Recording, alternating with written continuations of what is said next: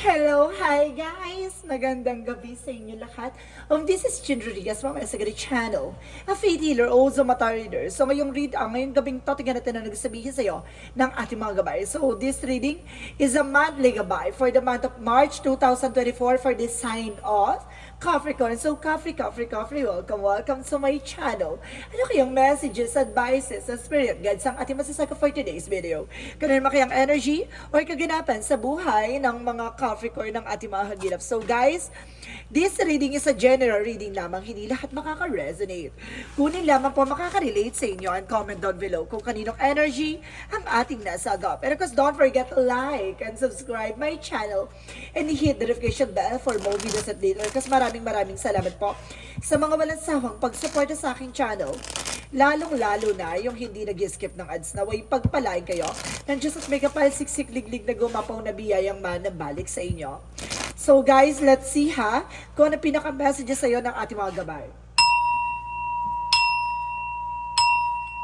Angel Spirit Messages give me information for the sign of Capricorn. Ano kaya nga mahagila for today's video? So there's an Ace of Swords. So there's a mental clarity. Wow! Bibigyan ka ng malinaw na kaisipan. Bibigyan ka ng malinaw na plano. At bibigyan ka ng mga bagong plano. Bibigyan ka ng mga bagong ganap. Ganon, no? There's a new path. No? And of course, sinasabi sa dito doon magdadala sa na success. At the same time, guys, there is the Ten of Swords. Mag-ingat ka lang kasi makikilala mo na kung sino yung nagbabackstab sa'yo, kung sino ang traidor, kung sino ang tumitira sa'yo patalikod. And of course, there's an information with the Sun card. See? That inner clarity. And of course, there's a success driven. So see? Kumbaga, at the end of the time, kumbaga, mapagtatagumpayan mo at the same time, maliliwanagan ka na sa anumang kaganapan sa buhay mo ngayon. No? And that Three of Pentacles is something collaboration. So there's a teamwork or something, guys, parang may na-sense ako dito na parang biglang biglang may magbibigay ng impormasyon sa'yo, no? It's either magchichika, may magbamarites na kung sino tong backstabber, no? Or traidor or impostor sa'yo. And the High Priestess, so there's a mystery and secret reveal. Maaaring yung mga sikreto at maaaring yung mga hindi mo pa natutuklasan na maaari mo na matuklasan. And of course, there's an information with the Moon card, truth reveal. Ito nga, diba? Talagang ilalantad sa'yo, talagang huhubarin sa eksena na to ang mga bagay-bagay sa'yo. No? Tutuklasin, aalamin, at ipapakita sa'yo kung ano yung behind the scenes. So let's see. What is the Ace of Swords? The Ace of Swords represent the lovers. So, may kaugnayan about sa love life. So, bibigyan ka ng kaliwanagan about sa love life. Kung ano yung nangyayari, no? Kung ano talaga yung totoong history ng kaganapan sa buhay mo. Bakit nagkakaroon ng something failure? And of course, something for me, parang something, kumbaga, inside job, ganon. Kumbaga, sinasabi dito, magkakaroon ka ng inner clarity. And of course, parang bibigyan ka ng, intellectual ability, na parang gano'n. Kumbaga, bigla mo siya mapipick up, mabilis ka kagad makakaget sa mga bagay-bagay, gano'n. So, let's see what is the Ten of Swords. So, there's an information with the page of, good news, so good news. May bagong ideas, o bagong informasyon na masasagap ka dito. So, let's see what is the Sun card. Represent the Five of Pentacles. So, there's some information na parang biglang mag-clear out sa'yo kung bakit ka nakakaranas ng financial loss or financial crisis. So, let's see what is the Three of Pentacles.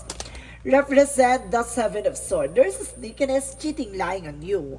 Kumbaga, hindi mo namamalaya na yung taong nakikipag-usap sa'yo, nakikipag-ugnayan sa'yo. Kumbaga, akala mo totoo sa'yo, yung pala, no? May lihim na agenda sa'yo, no? Sinungaling, manloloko, at mapanlin lang. So, let's see what is the High Priestess. And because there's an information with the star cards. Oh my God, ang ganda ng reading mo. The sun, the moon, the stars, so naka-line up. So talagang huhubarin sa eksena na to lahat ng mga kaganapan na hindi mo pa natutuklasan. The star card is something, hope, kumbaga pag-asa, may request sa parang healing, no? Magkakaroon ka na ng healing dito from the mystery behind. And because there's a two of sword, by decisions, no? Kumbaga may mga bagay na pagdidesisyonan mo dito. Kumbaga bigla puputok, kumbaga pupukpukin yung ulo mo para maliliwanagan ka na sa kaganapan sa buhay mo. Ay, kaya pala ganito, ganyan. Kaya pala ganito. Kumbaga bibigyan ka ng, kumbaga inner clarity, ganon. Kumbaga maliliwanagan ka kung ano yung nangyayari behind your back. So let's see what is additional messages for Ace of Swords and the Lover. So there's a Four of Cups. So there's an information na kumbaga itong tao na to ay panay lapit sa'yo, panay bigay sa'yo ng kung ano-ano, or either nagbibigay ng impormasyon sa'yo. Be analyzed and be observant, no? Mag-observe ka. Lakasan mo yung pakiramdam mo. Kasi itong tao na to kapag pinagchichismisan nyo, may kausap ka, tapos itong tao to lumalapit, parang ano siya parang tuliro siya na hindi niya malaman yung pinag-uusapan niya. Takot siya na napag-usapan.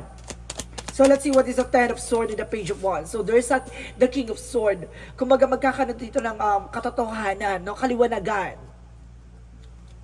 So let's see what is the Sun card and of course the Five of Pentacles. So there's the Knight of Wands. So there's an information dito na slow and steady, no? Kumbaga unti-unti nang magaganap, no? Unti-unti ka na maliliwanagan at unti-unti na magsisingin sa'yo kung yung mga bagay na nagkakaroon ng problema or something failure.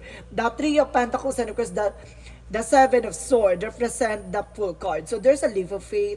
So may mga bagay dito na parang sinusubukan ng tiwala mo, no? Parang kumbaga yung full kasi is parang tiwala yan parang faith yan guys kumbaga hinuli yung tiwala mo na alam niya na kumbaga lahat ng mga nangyayari sa paligid mo, siya yung pinagkakatiwalaan mo, ganon. Kumbaga nagkaroon ng cheating, lying on you, that because of pakikipag-collaboration. Ito yung chika-chika, chismis, gato, ganyan.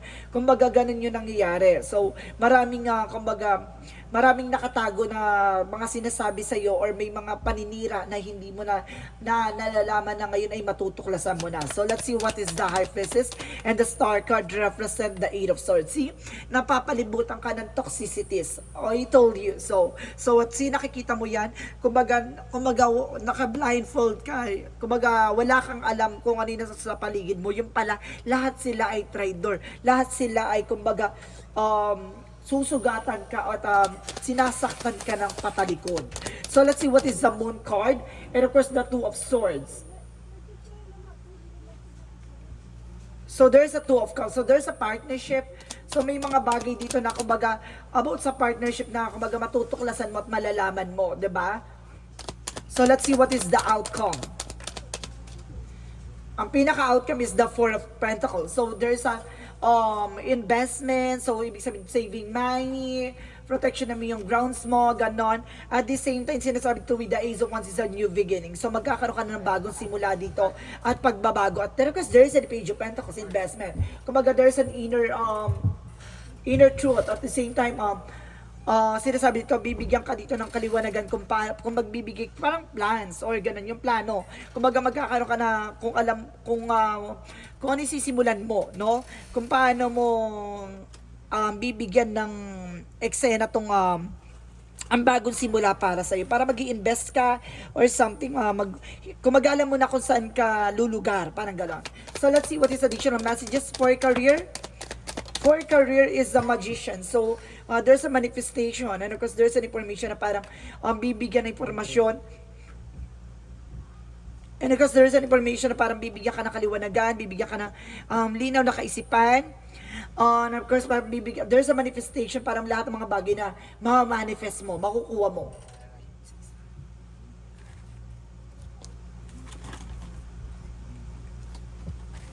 And there's a Four of Pentacles, so there's a celebration, no? Kumbaga may mga celebration ditong magaganap, no? Pagdating sa business mo, maaaring magtatagumpay ka, parang bigla mo makukuha yung tamang formula, or tamang angulo, or tamang, tawag dito, aspeto kung paano mo siya mapapatakbo ng maayos, ganon, pagdating sa business mo. Additional messages for love life. So there is an Nine of Wands, no? There is a resilience, no? Kailangan maging tahimik ka sa mga kaganapan sa love life mo. There's a long-term success and long-term investment. So see, napapalibutan ka kasi ng inggitera. Napapalibutan ka naman luloko. So ibig sabihin pagdating sa love life mo, kailangan low-key ka, no? Hindi mo kailangan i-post sa social media, hindi mo kailangan ipangalandakan. Hayaan mong magkaroon ng privacy ang your relationship. Mas maganda yon, mas tahimik, mas masaya. No, kumbaga, the more kasi na nalalantad ang inyong relasyon, the more na napapalibutan ka ng mga inggitera. So let's see, additional messages for health. So there's a Nine of Pentacles and the that card is a new beginning and transformation. Ibig sabihin dito, kumbaga matatapos na yung nararamdaman mo, no, magdadala sa ito ng something security, no, kumbaga masisecure mo na yung sarili mo na you are okay, no, kumbaga gagaling ka na. Kala mo guys, parang nasa sense ko dito na naka-line up na lahat ng mga kaganapan sa buhay mo. Kumbaga parang ano to kumbaga parang nasa isa kang teleserye na parang kumbaga, sa likod ng mga pinagkatiwalaan mo, malalantad sila unti-unti. Unti-unti mo na matutuklasan yung mga pangtatrador nila, mga impostor, tapos unti-unti na sila nalilinis, at unti-unti silang nahumihiwalay sa'yo. Ganon, kumbaga, dahil dyan, nagkakaroon ka ng, kumbaga, matalinong desisyon na, kumbaga, sarili mo lang yung pagkakatiwalaan mo na this time. Ganon. Diba? Ang lakas makateleserye nitong to. So let's see what is the magical fairy messages. Magical fairy messages is the dietary change. So, ibig sabihin mag-diet ka is more important for your improve your health, no? Kasi kumbaga baka it's either malaki na yung tiyan mo, or kumbaga nasasobrahan ka na sa mga kinakain mo, ganon. At the same time, there's a do some research, no? Kailangan mong tuklasin pa, alamin pa. Marami ka pa kasi malalaman dito. So let's see what is the yin and yang oracle card.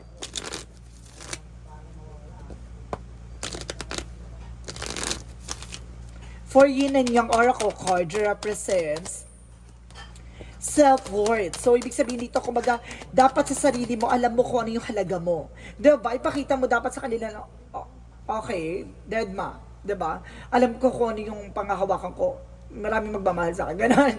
So, there's an Ace of Earth. At the same time, there's a Taurus, Virgo, Capricorn. So, parehas kayo ng Earth sign yung person. At the same time, there's a feminine. So, there's an involvement na babae. May babaeng involvement dito. Kaya nagkaroon ng cheating, lying, no? Pagdating sa love life din at the same time. Or some of you guys, it's either soul, or merong third party kumbaga, kabit. Ganon.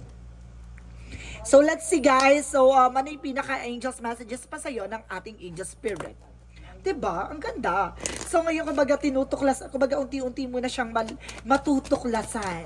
Unti-unti nang ilalahad sa'yo. And there's a crystal, guys. So, makakatulong daw yung mga gemstones, kumbaga yung mga crystal stones, no, na kumbaga, for yung mga natural stones like gemstones na yung amethyst, tiger eye, evil eye, and of course, celestine, no, yung mga crystals hindi ko kasi mabanggit lahat. And of course, there is a body work. So, kailangan mo ng massage, no? So, kailangan mo ng do some massage. So, let's see what is additional messages for Monsology. Alam niyo guys, papagandahin ba natin tong reading na to? Alam mo kung bakit? Habang tumatagal, mas lalo tayo marami pa tayong parating daw na mga impormasyon na ng mga baraha na magre-represent sa inyong reading, no? Kumbaga dyan talaga, mahihimay-himay lahat. At the same time, there's information why confidence is your key to success, no? Kumbaga magkaroon ka ng kumpiyansa sa sarili mo na lahat ng bagay mapagtatagumpayan mo.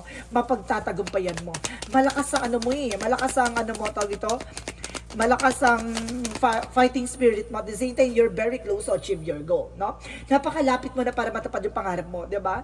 And of course, papalus ka ba sa mga eksena na yan? There is a time to release negativity. Unti-unti mo tanggalin yung mga negatibo. Unti-unti mo tanggalin yung mga toxicities. Unti-unti mo tanggalin yung mga nega sa paligid mo, lalo-lalo yung mga nagdadrama at yung mga taong impostor at inggitera. So, let's see what is additional messages for Angel Spirit Chakra.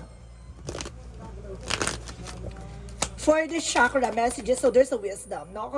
Kumbaga napakalinis ng intention mo, napakalinis ng puso mo, no? At the same time, there's a joy. At the end of the time, magiging masaya ka. Ganun lang yun, diba? Kapag wala talagang ngit-ngit sa puso mo, ganun talaga yun. Magiging maligaya ka sa likod ng mga katarantaduhan nila. And because there's a service, no? Some of you guys, public servant, no? Kumbaga nakakatulong ka sa tao, at the same time, there's a faith, no? Talaga sinusubukan ng pananampalataya mo dito ng ating mga gabay. So, let's see. What is the romance angels? Anong chika say about sa romance? Sa romance naman is a deception. So, see, there's a false mask, guys. Maraming nagpapanggap. Someone is wearing a false mask in this relationship. Either sa friend, either sa related sa your relatives, no? And all those sa love life. No, maraming nagpapanggap, ang dami nagbabalat kayo. And it's safe for you to love. Na pag nagmamahal ka talaga, talagang love and care and tenderness. Ganon. So let's see what is the angel's answer. Angel's answer represent romance. No, see? Talagang malaking factor sa iyo ang love life, no? The more kasi nagmamahal ka, the more ka nagkakaroon ng motivation sa sarili mo na I can do it, whatever I want. Parang ganon. At the same time, guys, there's a big happy changes. So, at the end of the time, magiging masaya ka dahil sa mga pagbabago magaganap. Matutuklasan mo na kung sino yung mga peki mong kaibigan. And there's this situation will improve, di ba? Unti-unti na magbabago ang sitwasyon mo. Di ba? So, let's see what is Archangel. Raphael, so there's a stretch, no? Kailangan mo ng, di ba, mag-inat-inat, kailangan mo ng gumalaw-galaw, and at the same time, there's a second option, no? Kumbaga maraming opinion na kailangan mo pang malaman, no? Kasi marami ka pa talagang malalaman talaga, guys. Additional messages for angel spirit. And there is a call for it's time to step out, no? Kumbaga kailangan mo na gumising sa katotohanan with soul gift, no? Kumbaga malakas ang radar mo, guys, malakas ang spiritual abilities mo. And there's an information by excuse me. Learning how to be human. Di ba matuto ka na sa pagiging tao? Ganun talaga ang tao, mapanlin lang. Ang mga tao, kumbaga nandyan lang yan. Kapag alam mong, di ba? Kumbaga pagdating sa pera, nasisilaw yan. Di ba? Kaya, kumbaga maging maging totoo ka sa sarili mo, no? Pangalagaan mo at protection na may sarili mo sa likod mga taong yan. And of course, keep your eyes on your target and intention. So see, panatiliin mo ang mata mo kung saan ka talaga. Ano ba talaga intention mo sa buhay mo? Ano ba talaga yung purpose mo sa buhay mo? Ano ba talagang gusto mong mangyari? Ganun yun, no? And of course, sabi that your children are watched over by angels, no? Ibig sabihin dito, ang mga bata raw dito, it's either yung mga anak mo ay maaaring ginagabay ng ating angel spirit. At the same time, innocent. So, inosente ka. Wala kang kamalay-malay, no? Tinatarantado ka ng mga tao sa paligid mo. Aha! Ngayon, matutuklasan mo na. Kasi nga, inosente ka pa. Wala kang kamalay-malay. And there's an information by fear. Dito na mapapasok yung parang natatakot ka na magtiwala. Magkakaroon ka ng trust issue. And there's a guilt. May something na, kumbaga may galit pa na may inis ka, no? And there's a regret. May parang may manghihinayang ka sa mga bagay-bagay na parang napundar mo bilang it's either a friend, love life, or related, no? Parang pinagkatiwalaan mo, no? Tapos ginangster ka. So, let's see what is additional messages for angel spirits. And of course, isa dito, past life. So, there's a gift. Now, you are also gifted. At the same time, gifted by a spiritual high. Ko lang, i-clear out ko lang to, guys, na kumbaga may katangian ka kasi, may kakayanan ka na, excuse me, may katangian ka na, kumbaga may gut feeling ka, may instinct ka, may visions ka, no? So, for something, premonitions, no? May paalala sa'yo, pero hindi mo, in-ignore mo. And there's a survival, no? You are also a survivor, no? Sa lahat ng mga kaganapan sa buhay mo, and there's an enlightenment. So, see, maliliwanagan ka at the end of that time. So, let's see what is the energy. Let's see what is the energy. So there is a journey. So ibig sabihin talagang pagdadaanan mo lahat ng mga bagay na yan, no? Sa likod ng mga kadiliman na dadaanan mong, 'di ba, hakbangin mo, pero sa dulo niyan may magsisilbing liwanag para makita mo ang kalinisan talaga sa lahat ng mga purpose mo sa buhay. And there is at the temple path discoveries. See? Kumbaga sa mga bagay-bagay na pagdadaanan mo, marami ka madidiscover. Nakikita mo yan, 'di ba? Kumbaga pagdadaanan mo yan at makikita mo may liwanag diyan. Ito ang liwanag na nagsisilbi. Kumbaga, a lot of discoveries na magsisilbing kaligayahan mo. Then of course, there's magbukas mo na pinto, door to the value, no? Maraming salapi, marami nang papasok na yung abundance, no? Doon na siya papasok. 'Di ba? Ang ganda ng istorya mo talaga dito. Yung parang inapi, niloko, tinraidor, no? Tapos parang ano siya, parang kumbaga nag-revenge pa. Ang revenge dito parang kumbaga being successful, no? Kumbaga hindi ka gumanti na parang kumbaga ang silbing ganti mo ay ipakita sa kanila na sa likod ng mga kasinungalingan nila, hindi mo sila ginaya. Ganon. And there's nothing shall be impossible sa iyo, no? To you. And kasi lahat ng mga bagay ay hindi imposible pagdating daw sa iyo. So let's see what is an angel's number.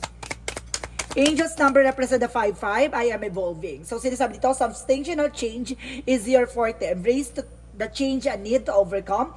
And your insecurities are left go of your fears. So, alisin mo daw yung takot at pangamba mo. Dapat lumaban ka na, kumbaga, labanan mo yung takot at pangamba mo. No? Ganun talaga. There's an issue talaga pagdating sa trust. Kumbaga, kailangan mo lang pagkatiwalaan ng sarili mo na sa likod ng mga panluloko, traidor na ginawa nila, hindi ka pa rin binago ng mga tao sa paligid mo. No? Kumbaga, ganun ka pa rin. Pero at least yung tiwala mo at paniniwala mo sa iba, sa kanila ay limitado na.